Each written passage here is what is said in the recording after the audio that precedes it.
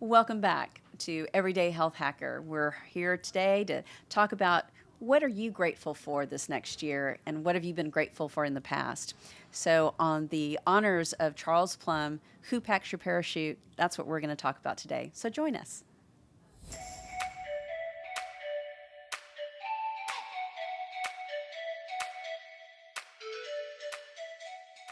Welcome, everybody, to another edition of Everyday Health Hacker. I'm Mike Herzing, along with the awesome Dr. Lisa Liao. Hi, Mike. How was your new year? It was awesome. It was great. And, we didn't have to work too hard. That's the best part. It was nice. It was a little bit quiet, but those of us that are in the medical field, our phones were still ringing with lots of people still getting sick over the holidays. And, that's just what we do. It's what we signed up for. And it was our pleasure to be able to serve and to help. I'm tired of hearing, I'd like to buy a vowel, Pat, We're tired of that. We're just, So you enjoyed the time at home. It was actually fun. The weather was kind of crummy and cold, but it warmed up. And then it was, one day it's 25 degrees and 3 days later it's 75 and sunny. Yes, it got down to 17 degrees for us. Yeah. Now it's 78. That's right. And this is a great place because when you have these swings of cold and wet and then warm and sunny, you get sick. And yes. this is the place to come because this is the Meridian Health Institute where Dr. Liao is Chief Medical Officer. And this is the place to come in Sugar Land, Texas. And we're here to not only take care of the sick people, but also to keep you well and your optimal health. And we're going to give you some tips so that way you can make the correct decisions about your health. And the doc here has some little sidebars here. Tell us about some of the stuff you want to talk about. Some of the sidebars, this weekend I was reading and then I listened to a podcast that happened to go over some of the same information. And I just kind of wanted to go through that. And I'm just going to pull it up here so that I have it right in front of me. And it was a story about Charles Plumb, and he's now about 75, 77 years old, and he was a U.S. Navy pilot. Oh. And he had flown 75 missions during the Vietnam War, and on one of those times when he was flying from the Kitty Hawk, he was shot down. And he was shot down, was able to parachute to safety, and unfortunately he was captured and served 6 years as a prisoner of war. And what the key is that this gentleman survived. And Mm-hmm. what I really enjoyed about hearing him and some of the podcasts that I was listening over the weekend was that it really summed up truly how this past year and this past couple of years have been, is that Charles and his wife went to dinner and all of a sudden a young man, or I'm going to say a person about the same age, came up to him and said, "Hey, you're Charles Plumb, aren't you?" And he said, "Well, yes, sir, I am." He goes, "I remember you. You were the one that was shot out of the Kitty Hawk during the Vietnam War. It served as a prisoner of war. And I just wanted you to know, I'm the one that packed your parachute." Wow. I know. He packed his parachute. Wow. And that instant let Charles, going forward, he went on a tour of talking about who packs your parachute. And I'm not kidding you, I'm getting chills because I want to say, Mike, you are one of the people that packs my parachute. And I want to thank you because part of not just the podcast, but we get information to people. And during this last couple of years, a lot of our patients and their relatives utilize this podcast to get them through some very difficult times. And I appreciate that. And I appreciate, Eddie and Tricia, who are behind the cameras here every day, Teresa and Adriana, who've been our sisters for almost, I've been serving as a physician 20 plus years, almost hitting my 25. Since you were 9 years old. Yeah, since I was 9. Yeah. And I just appreciate, I'm so grateful for all of these people that help us to serve and to make changes in other people's lives. And the gratitude and the warm wishes through the holidays is just really heartfelt for me because, during COVID, it was very quiet and just everybody was very isolated. And now that people are back in the office, here in the South, we hug everybody, and shake everybody's hand. So COVID was very devastating from a personal touch type thing. And I'm just so grateful, I'm grateful that I got to hear this podcast that helped to remind me just to be able to say, first thing in the morning is to wake up and to be grateful and to think about all the opportunities that you have today to serve. And if it wasn't for this gentleman here, Mike, I wouldn't be doing a podcast, because he's the one that encouraged me and said, you know what? I have how many years of experience in radio? And he's like, I'm coming on over, and we're just going to get started. And I just want to thank you for that. Oh, I want to thank you for, she keeps me going, I mean, I'm 40 years old. I look a lot better than that. No, so I'll keep you healthy. That's right. And She out keeps of me pain. going. And out of pain. And, here at Meridian, we're just grateful for everybody who listens. And I would love for everybody to kind of share in their comments what they're grateful for this year as they're going into 2023. Maybe you're going to start a new habit like exercise. Maybe you're going to change your nutritional plans. Or maybe you're just going to drink an extra glass of water, which we're going to talk about in our next podcast. Yes, that's a big deal. Also, we've got people that are asking. It's been in the news. It's crazy. We've got all this COVID stuff and the new variant, but we also, the poor young fellow that was a member of the Buffalo Bills, Damar Hamlin. He was hurt. It was a freak accident. It always happens. Very rare. Very rare. It's happened with baseball players and things like that. He got struck in the chest, and he had the heart condition now, and his heart stopped and things like that. That's kind of weird. Oh, I did that with my watch. Sorry about that.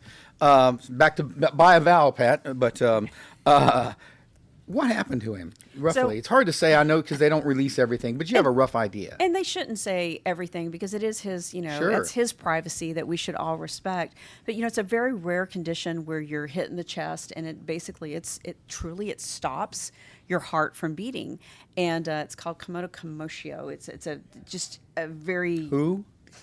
It sounds like something you get from the Chinese food restaurant. Yeah, I'm going to say it the best that I can. Commotio cordis. I haven't spoken Latin for a good 35 years since college. So, and basically that just means agitation of the heart. So what that can cause is the person can go into atrial fibrillation. They might go into ventricular super ventricular fibrillation, which just means an irregular rhythm of the heart, which can ultimately just cause the heart to stop, which is what happened in his case. And fortunately, people were very quick to respond, where they did CPR. This is why having defibrillators on the field, that's why we have them at all of our high schools and sporting events these days. In our offices, a lot of office buildings have these that are attached to the wall. And, if you're concerned, you can put these pads on that person without even knowing what to do. Of course, we do recommend to get certified in CPR. There's a lot of different ways to get that certification. Obviously, doctors are certified in that, and doctors also have something that's called advanced cardiac life support, which is just another level, which is when you hear, maybe you're watching Grey's Anatomy or one of these other shows where they're hearing, push epinephrine, utilize this medication. That's what we're doing with advanced cardiac life support. And in this instant, for this young player, is only 24 years old, this is an incident that some of the studies show that there's only like 20 times out of the entire year that we see this type of event. So very rare. And, fortunately, I understand that in today, as we're filming this today, that he was on 100% oxygen. Now he's down to 50% oxygen. So, parts of his body are coming back, and we're just going to continue to pray for him. That is a very rare event. And I encourage everyone and knowing about that event, what can you do yourself? And I encourage you, get CPR certified. If you're young, you're old, doesn't matter where you are. You never know where you might be able to help somebody. If you see somebody passed out, you don't know if it's blood sugar. It might be that their heart has stopped. And if it is blood sugar, it's not going to hurt you to give them some extra breaths and to help them in their heart. The key is, what can we do to help individuals? And CPR is a very easy certification. We do this as a team, every 1.5 years, because it's due every 2 years. So we have it on our schedule every 18 months so that we're always staying ahead and enjoying it. And then those of us who are doing advanced cardiac life support here in the office, there is half of us are certified in it, because we also have to have certain medications that we carry here in order to get a person to keep going. So, we hope that we never have to open that box, but we're prepared if we do. It has changed over the years, too. It has changed. A little bit, but even if you did it the old way, it's better than nothing, right? It's changed from how you take care of a child to how you take care of an adult. And every year there's a little nuance, and that's why we do require certification every 2 years. And I think that's important. a lot of people are like, oh gosh, I have to do that again. That's your opportunity to save a life. Yeah, and no so we kidding. take it seriously. If you have adolescent kids that are thinking about babysitting in order to Right. earn extra dollars, I encourage them to get CPR certified. Mm-hmm. Number one, that would probably be a babysitter that I would want to have for my grandchildren. And that would probably be something that the audience would also want to have for their children or great-grandchildren or grandchildren. So I encourage CPR is life-saving. And in CPR today, you also learn how to use an external defibrillator, which is what they used on the field with this football player. And, that truly helped save his life. So, we're going to continue to pray over him and his family. And I know that's a lot of big changes for a 24-year-old to go through. That's why if your children are in sports, it's why a physical is very important. In today's society, we actually require EKGs to see how your heart is doing, especially after COVID. COVID's caused a lot of inflammation in the heart, and that's something that we can actually see on an EKG. Not something that we can necessarily hear all the time, but an EKG will help us. And sometimes we can hear it, but not all the time. So there's lots of different tools that if we're even thinking about it. But post-COVID, I encourage every child to have an EKG before going into major sports. I bet you dollar to donuts, they're going to have some sort of a pad they're going to have there by next year. Douglas or somebody will come out with a pad or something to help spread the and we load would out. hope that would come out. Sure. I know that they did that with soccer where they were using different types of helmets. When my know. niece was really big into soccer, I was always very concerned about concussions because concussions are seen very much Sure. in football. It's also seen a lot in soccer and other sports Bicycle too. riding, everything. And just about everything. Sure. If you're skiing, being in the winter, that's also something to look at. So, yes, if you can learn about CPR, what you can do today to help somebody tomorrow, and we'll be looking to see what comes out because somebody's going to figure out how to disperse that load that's coming in a sudden hit. even martial arts.